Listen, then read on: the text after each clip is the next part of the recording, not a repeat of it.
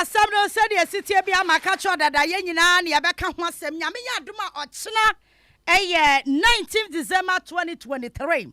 May I sure say baby I would see what won patamu be a obako na wakoto aba ama assemblyman and I say assemblywoman a wan kasa wo kra etwetwema wo se obetimi aye adwuma no na waye ne yie na asema me wo ede kasa efa sa assembly elections na ye ne ho no mebobo videos bi ama wansa ye wie ade me wo no me pese me ka kire hwe ade ba kwa wo se ye hye ne so wo Ghana ha ne say yanhwe ya ye governance system no ye be say bibia say where mama kanokra I to say nokra na eya but ade a wo mu ne say assembly elections no kra na yesusu say eno de obi atimi kobi mane ye yie no say adane politics wonya NPP ana NDC a forget about it and it is so clear say ya politicize the assembly elections inti ade a was yensa kan any for assembly members ho any assembly in China yen sentimi nka but electoral commissioner Jane Mensa why yen for nhia mu nti wo dia ma yen tie ne nsam no odi kan ye ne bi me wi a be the reasons why ya politicians na kasa aboa yen ama ya politicizing your assembly and I say decentralization na why your constitution local governance na ya ka ho asem no politicians na kasa aboa ya me ya say no etu amai no eto da bia ya bra na ya bra ni nyina no obekwa agware ne fa pemba bia asaya firi a eba no age ya kwahye asase ya correction na free from ho ba wo de ye ne kantie eye electoral commission press conference no mo ye ene ensam mo ka kire Ghana fo Jemensa ekeka ensam bi owia ya be analyze ne ensam no ka ye no eti pakwasi yanko persons with disabilities, the aged and nursing mothers should be given some preferential treatment at the polling stations. We do not expect that this category of persons will join long queues at the polling stations, and we treat eligible voters to allow them to vote in a timely manner should they arrive at our polling stations. In addition, the Commission has provided tactile ballots, jackets, and ballot papers for persons who are visually impaired. And this is in no short supply across the country, and therefore persons who are visually impaired will be able to cast their votes with the use of the tactile jackets. As you may be aware, in our efforts to ensure a good turnout at this year's district level elections, we have engaged in extensive radio and TV advertisements and educational programs to sensitize the general public on the upcoming district level elections. We have conducted interviews both at the national, regional and district levels. We have engaged various stakeholders. We have held stakeholder workshops for women, for persons with disability, for the youth. We've also conducted, and I'm sure you hear some of our jingles which go on the radio and TV, and this is across the country, so it's not just limited to the national level, but it's at the regional level and it's at the district level as well. Voting will take place in all polling stations in all electoral areas across the country, with the exception of Nkranza North and Nkranza South districts. This is because both districts had their elections in 2021 instead of 2019. Hence, the term of office of the Assembly and the Unit Committee of those two districts will expire in 2025. Voting, as you all know, will commence at 7 a.m. and end at 5 p.m. in all polling stations across the country. All eligible voters are therefore expected and urged to go to their respective polling stations to cast their votes. Registered voters whose voter identity cards are missing can still go to their respective polling stations to cast their votes, since their particulars are already in the final register. And also their particulars have been incorporated and uploaded in the biometric verification devices, and therefore voters who have misplaced their voters' ID cards are still encouraged to go to their respective polling centers to cast their votes. As part of the Commission's preparations towards the conduct of the district level elections, the Commission undertook some major activities, most of which you are aware of, and we engaged you extensively on those activities. The activities include the limited registration exercise, the exhibition of the voters' register. We also had a period for the transfer of votes, and also the receipt of nominations from prospective candidates, as well as the mounting of platforms across the country. In most of these activities, we engaged you and you worked with us and provided adequate, relevant information to the citizenry, for which we are grateful. I must emphasize that all categories of election officials have been recruited and trained at the national, regional, and district levels to prepare them adequately for their respective duties. In all, some 116,701 election officials have been trained and equipped for the district level elections. They include returning officers, deputy returning officers. I'll speak on the issue of collation. The collation of the district assembly and unit committee election results will be done at the respective electoral area collation centers. Winners of the two elections will be declared immediately at the collation centers, and copies of the final results will be posted on the electoral area collation centers.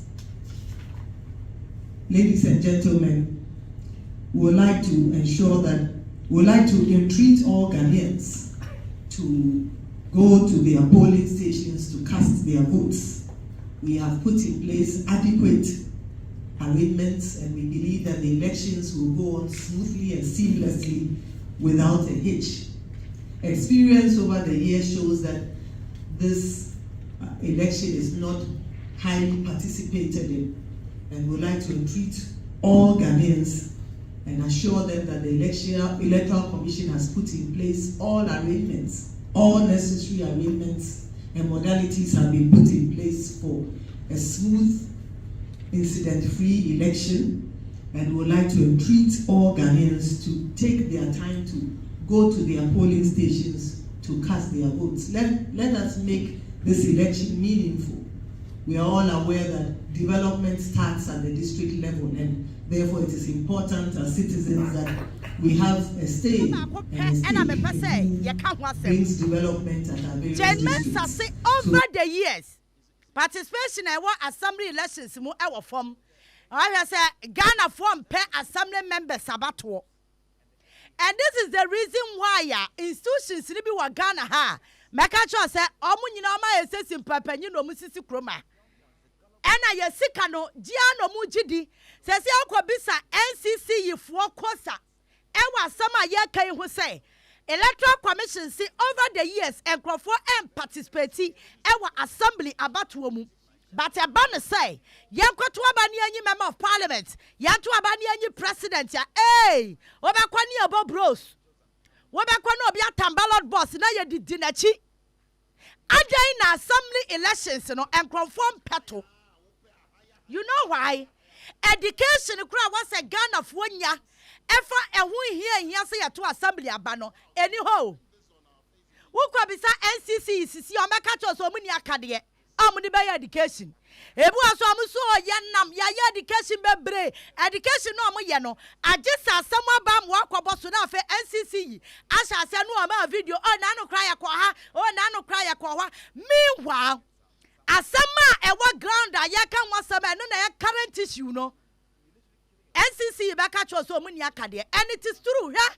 Wokwa NCC na toda bi na hu kasa. Eyo amudi kwa education na. Yana misa musenti krom ha institution no ya bobo de asisi ho eni ade nkrofobia asisi ho na bosome so ani atuamka but akani a wase ade masa institution so amunya adwuma no enka ho. That's the reason why ya dynamic catch say NCC is one of the most useless institution in Ghana, because adwuma potia NCC wo hwaso amoye no wamunya mu kwata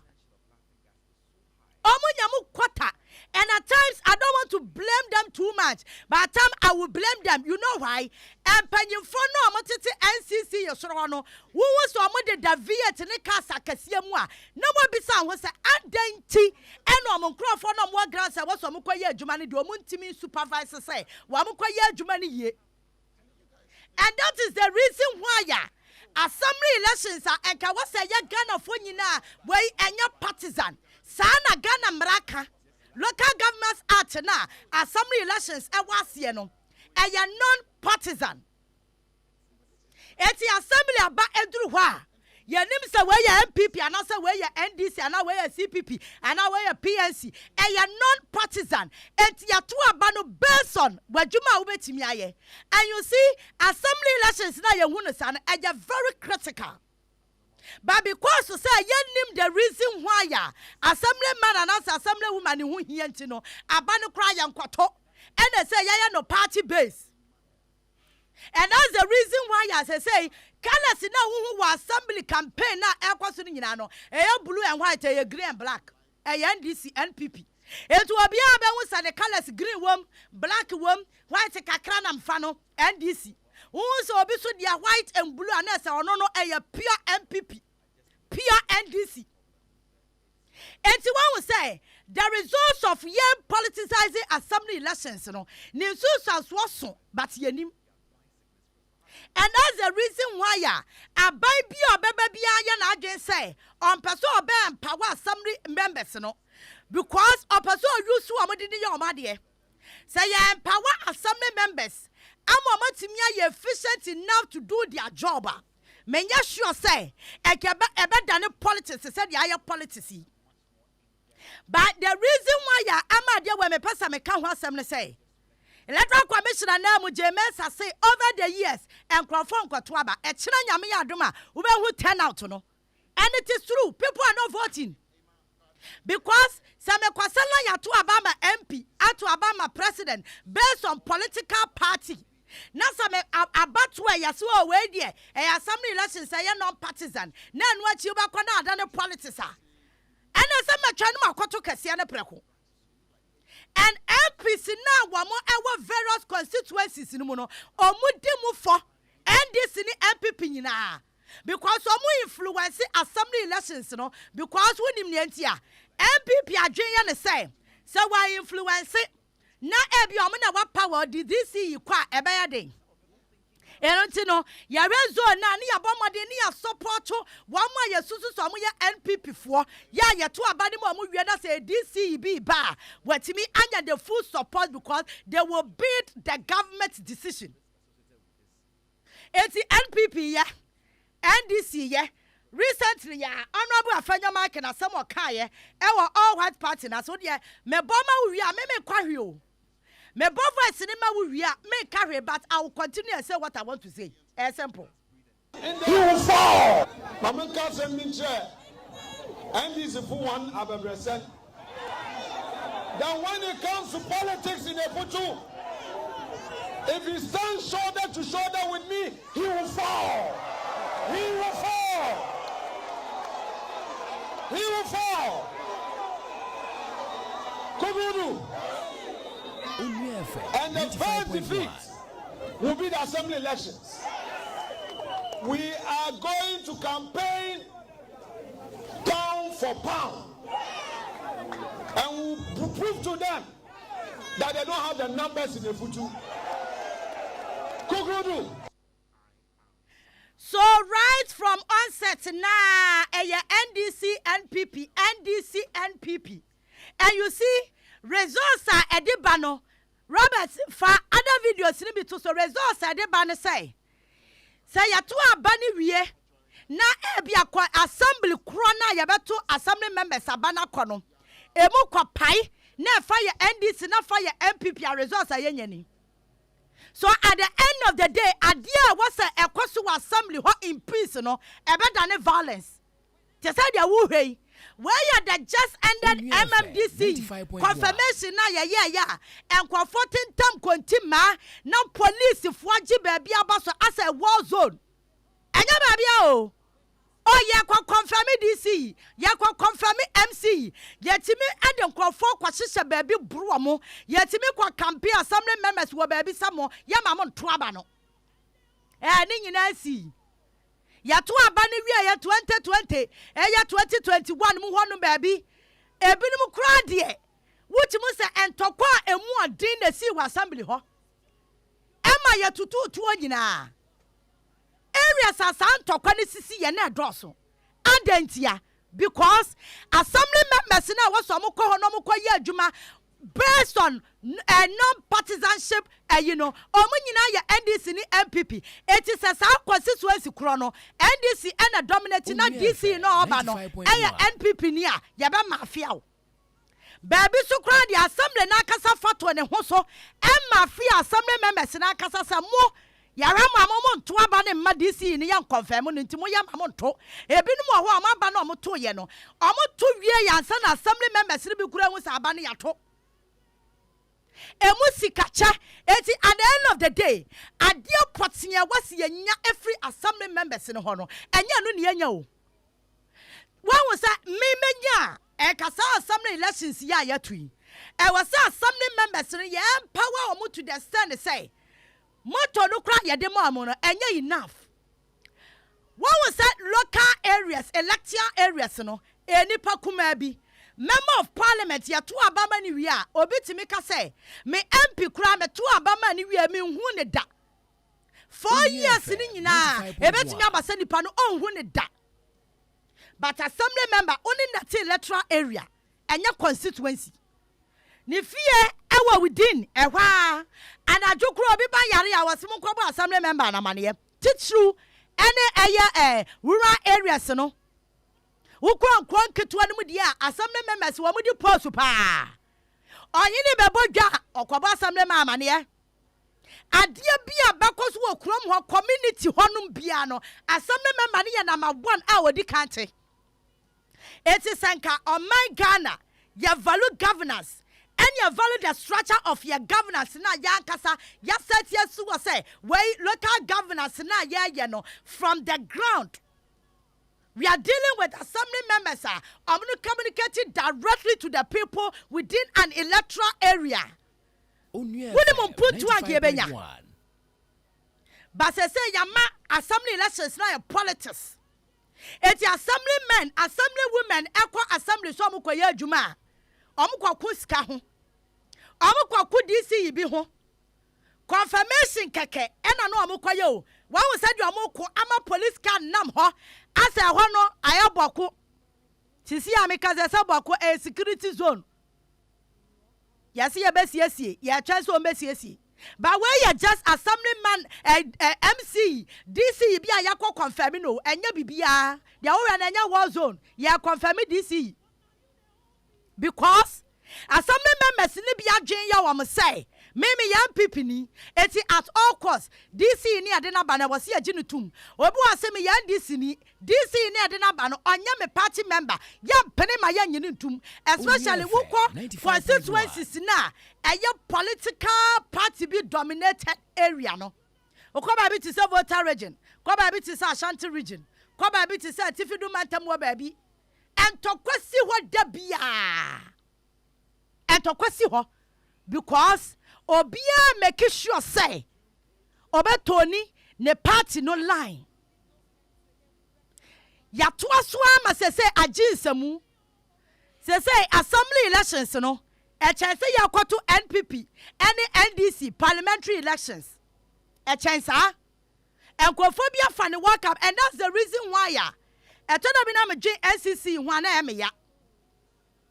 Education that was ye yakofom no. Yenye mu bako enti time assembly elections ne started say aya partisan no NCC ye me ya show so ma hu omani ba mo ho so no na de na dan partisan and that's the reason why yankwato abama DC yi besinne referendum yantimi anko because adie bia ya wa Ghana hapia ya pase ade NDC ne MPP bata ho eti DC yaba kra yeso yankwato DC yaba na yankasi ye nipa ye peno no aba wa yo ateso ye na dwen so ya fa cross bi nkwahyamu a obi betimi abegina on a ticket of a political party na wa pre DC Meanwhile, Ghana for ya butaya na si ya ni so ne say, mo bia mo bia nkọ pribi.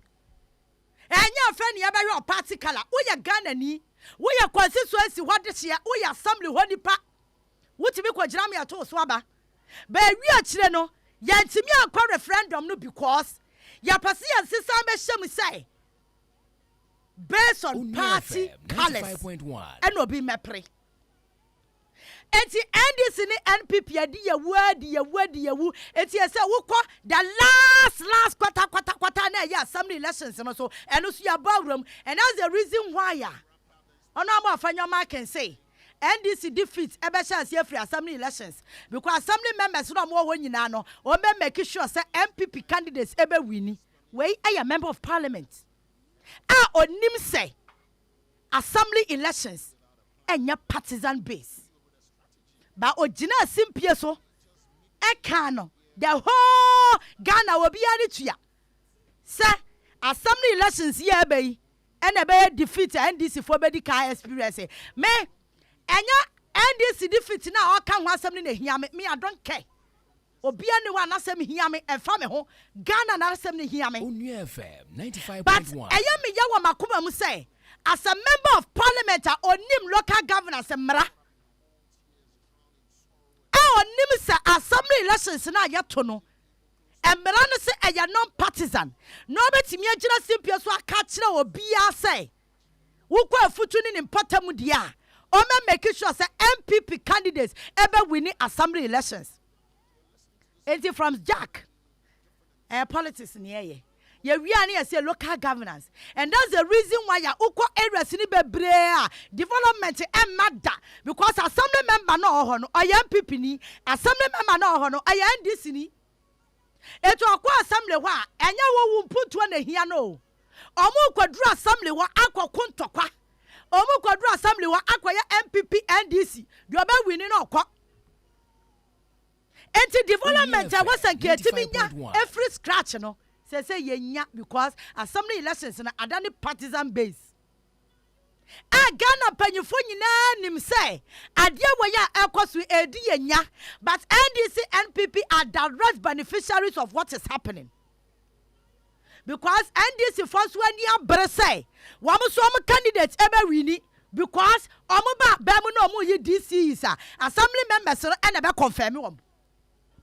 Etu obi ani abre your politics man ni candidates. Can we continue like this? It's young Ghana had ye yentimi kase adie be ye non-partisan. Yentimi ka. Neza I am funi nyina kra no ya the party ayi political party ayi atagi womo because woman kase omanu mu nsem bi kra no eyi omoma. Political party when be kwa no already candidate or se be support and ade when na kwa hwa ye nyina ye beto ba ma wo ahemfuni nyina ana no politicians etimi na no na make say ade ne yanya amendment wa ye mranim na bi ti say assembly elections yi yanya ne clear ya political base party base we MPP ni afa show wanim so ye MPP ni na de ne ye sha form one no phone and NPP and this meanwhile the thing is going on. I am for no my amendment our constitution near mama kwanom so nya politics ni bi because they are already doing it. Galam say ya kwa yentimi nyai. It is because I am for no be I in bed with those people who are doing the galam say. One more musu so one more any galam say for nya adwen no. Yes or anti government. Enti wamu ya papa no kra no yentimi nyi omo because you aba sorry obeka we no ya dwenkire say otia political party bi and these two political parties are our headache NDC NPP. Enti say assembly elections na ye nyina ye ni abra eni honorable bitimi mfikyira obo ne homaden na so ya NDC ni ntimi ntoma no o ya NPP ni ntimi ntoma no eni ye nyina ya te electoral area ho ne ye bre Yenina yet electoral area honey ebre. And then yame hweye. And our politicians not take advantage of it. And yes, yenim ye di achire. Robert Frejebi mame. Yenina ye di achire ni yenina. Yenina ye di achire oyodium any yakọ. At the end of the day, we come back and say, you need development. Who are the cause of development now? From scratch, from baby and development, you know, you are a partisan. So at the end of the day, what about Meso Mebre, NCC to Kroma, 80 pound coso, Okwa Kawasi Minia Kadia, and Paso Bacono Kabia, Siwa, no sugar. Na kano ne taiba akohwa soro na ba akohwa nchem ho baabi na panyimfo na mo sisi ho no obera na mo sisi free VAT mu na ma so condition e che Russia wo adwuma was a NCC ye no they are not doing it ukobisa meka se budget allocation was e ba no emma ukobisa kano frato sisi kani ho ete me say assembly elections no mun declare no party base ni anyina ya wo se ya party anya this MPP but say hypocrisy nya twom niema na ye niabre na ye hyase wona ye nunu no say Afenyo-Markin kra de wakane direct say candidates omugina mama MPP nyina no they will make sure say they will win on any clear baby no ho amhyhyase eti at the end of the day ntokwa wo hu on TV so eno abi na abehu changes bi ama echina wo be hu ye be ma live report Yadoba kwa electoral areas, baby, I to abani bi. Now, ben we turn out to the wet here. Once a Germans say over the years, people are not participating. But why will I participate in assembly elections? My name say a party base. And as I'm trying to go to MPP or parliamentary candidates. Because we think, say, assembly members, you know, they can't do anything. We think, say, assembly members, you know, wamo post to stop. Now, what opposed to Sana, we end this in the MPP, and I may have a home. Onua 95.1 FM. 95.1 FM.